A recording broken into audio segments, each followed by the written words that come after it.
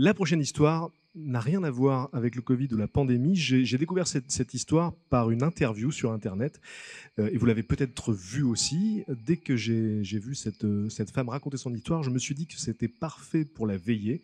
C'est une histoire qui est partie d'une simple idée qui a pris les proportions d'un monument. Merci d'applaudir très fort, Caroline.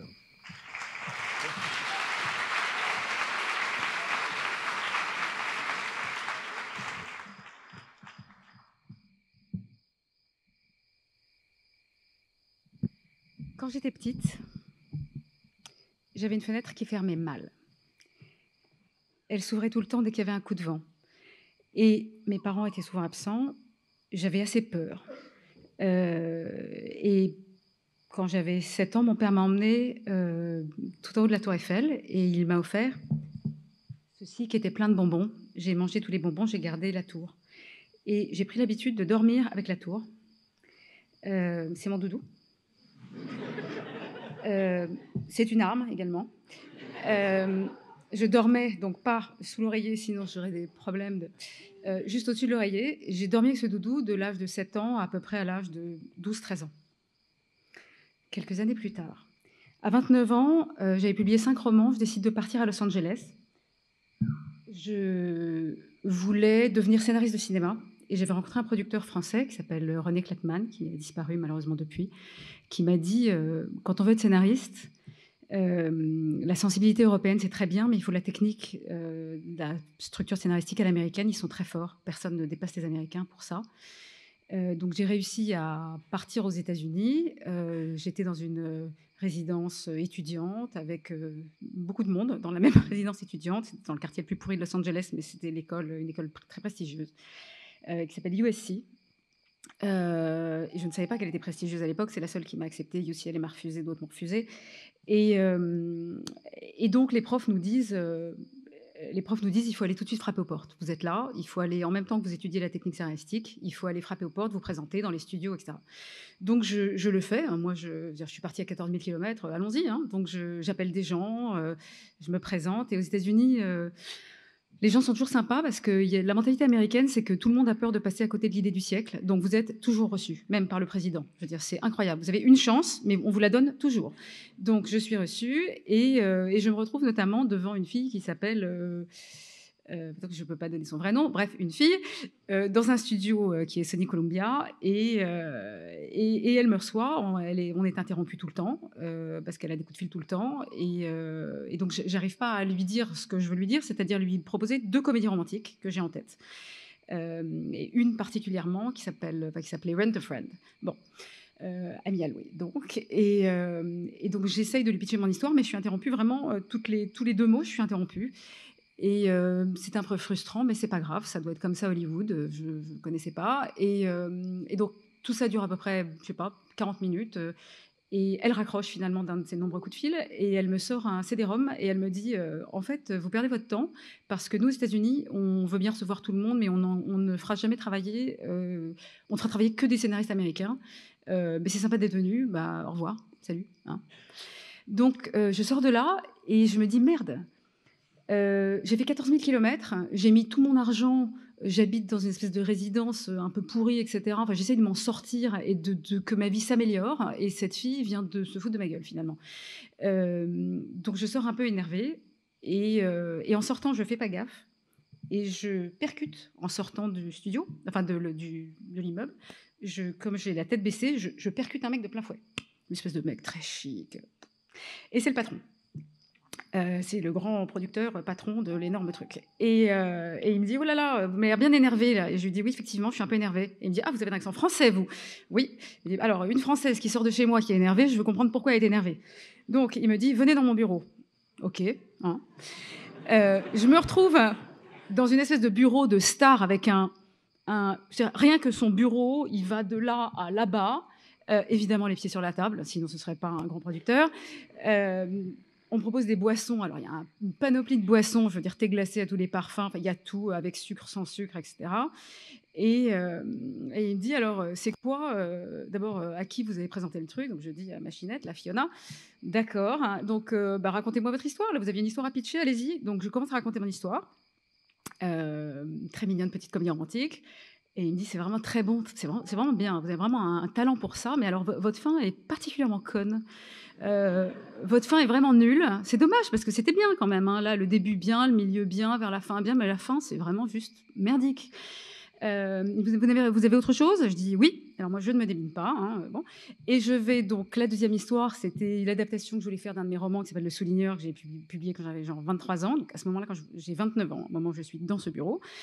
Et donc je lui raconte l'histoire. Il me dit, ah, c'est super, mais j'adore. Mais alors, votre fin, ah, c'est marrant, vous avez un problème avec les fins. Hein. Votre fin, elle est vraiment nulle. Hein. On n'y arrivera pas, en fait. Hein. Vous êtes bonne, vous trouvez les sujets, mais la fin est vraiment conne. Bon, ben voilà. Hein. Enfin, vous avez peut-être autre chose. Vous avez donné une autre histoire. Et là, en fait, ce qui s'est passé, c'est que je pense que j'ai sorti mon doudou de sous mon oreiller. C'est-à-dire que je lui ai dit, oui, j'ai autre chose. Mais c'est trop beau pour vous, c'est trop grand pour vous, c'est trop cher pour vous. Et il m'a dit, mais attendez, rien n'est trop cher pour moi. Je lui ai dit, bah si, là, c'est vraiment trop cher pour vous, et de toute façon, c'est tellement beau que, en fait, j'ai juste pas envie de vous raconter l'histoire. Je n'avais aucune histoire.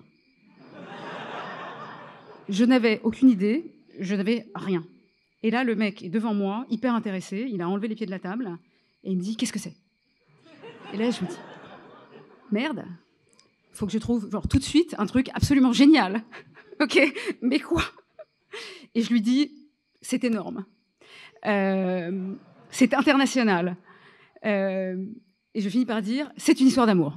Ok, donc là, il est extraordinaire. Il se lève, il est genre très, très agité. Allez, dites-moi, donnez-moi un indice. Et je lui dis, la Tour Eiffel. Gustave Eiffel a construit la Tour Eiffel pour une femme qu'il a follement aimée et dont le prénom commençait par un A. Je suis la seule à connaître cette histoire. Il appuie sur son buzzer et il dit à Jane, Jane, préparez-moi un contrat. J'avais absolument tout inventé, ok?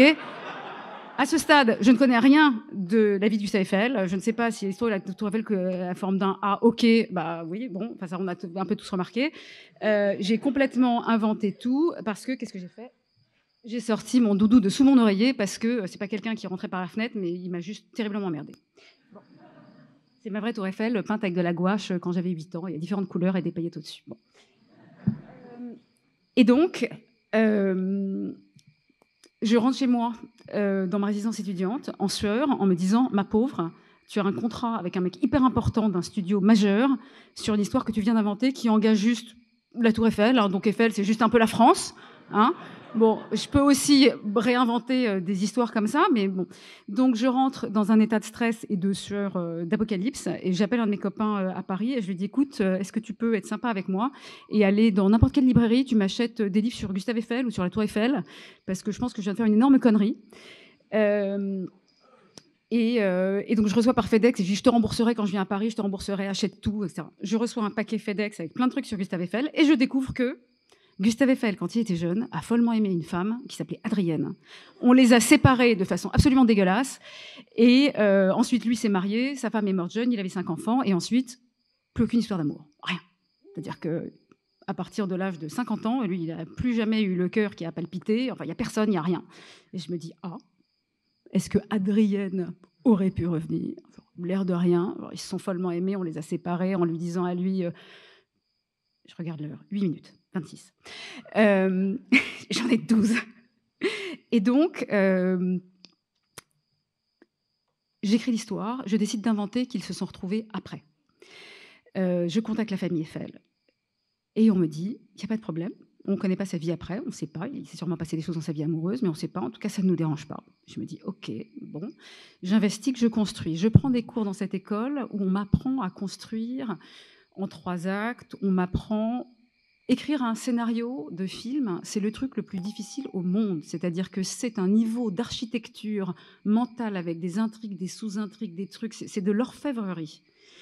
Et je travaille pendant 1 an et demi sur ce scénario pour ce producteur. Finalement, le truc se retrouve chez Paramount. Et Paramount dit « Ok, on fait le film ». D'accord. Et il se trouve que mon producteur ne me l'a pas dit. En fait, mon producteur était affilié à Sony Columbia, mais Sony Columbia ne voulait pas, donc on l'a porté chez Paramount. Et chez Paramount. Donc il y a un réalisateur qui veut faire le film, qui vient de faire un énorme succès, avec des centaines de millions, enfin bref, tout va très bien. Et on arrive chez la présidente de Paramount qui dit super, elle a une table en fer forgé, genre Gustave Eiffel. Je me dis waouh, c'est un signe. Hollywood, c'est la chanson d'Aznavour, je me voyais déjà, etc. Très contente, moi. Voilà, donc on me dit on va s'occuper de vos papiers, vous allez pouvoir rester aux États-Unis, le film va se faire, tout est greenlighté, comme on dit là-bas. Génial, je suis extatique. On sort du rendez-vous, on va sur le parking et là arrive une blonde superbe qui aperçoit donc moi, mon producteur, le réalisateur, et elle s'arrête net et elle dit au réalisateur, mais c'est avec lui que tu vas faire ce film. Et donc ils partent se parler en couple séparément. Et mon producteur part, il me plante là, ça c'est dans le parking de la Paramount, hein, et mon producteur me dit moi je rentre, je pars. Il peut attendre 2 minutes que l'autre il parle avec sa femme, non, ok, il part. Et le projet s'effondre parce qu'en réalité mon producteur était l'ex de la femme du réalisateur, ok, mais que mon producteur avait changé de nom entre-temps. Parce qu'il avait un nom avant, il avait voulu faire un changement de nom. Donc en fait, on ne pouvait pas savoir que c'était le même jusqu'à ce qu'il se croise sur ce parking. Donc moi, j'étais la reine de la ville et soudain, tout s'effondre. C'est pas grave. Je l'ai un peu mal pris, donc j'ai un peu pleuré. C'était très important de mettre en route mon système lacrymal, par ailleurs hyper performant, parce que ça a continué après. Ce film est passé par 6 producteurs et 6 réalisateurs. Il s'est planté 5 fois. Et tout ça a duré, voilà, j'ai 54 ans, le film est sorti l'année dernière et j'ai écrit ce film à 29 ans. Et j'ai vécu les trucs les plus fous, j'ai tellement pleuré, je pense que j'aurais pu faire des litres et des litres. Et j'ai un petit garçon qui est là, qui est bon petit garçon, qui a 13 ans, qui a vu sa mère pleurer tout le temps et ne comprenait pas pourquoi. Et quand le film est sorti l'année dernière, je lui ai dit, voilà, c'est pour ça.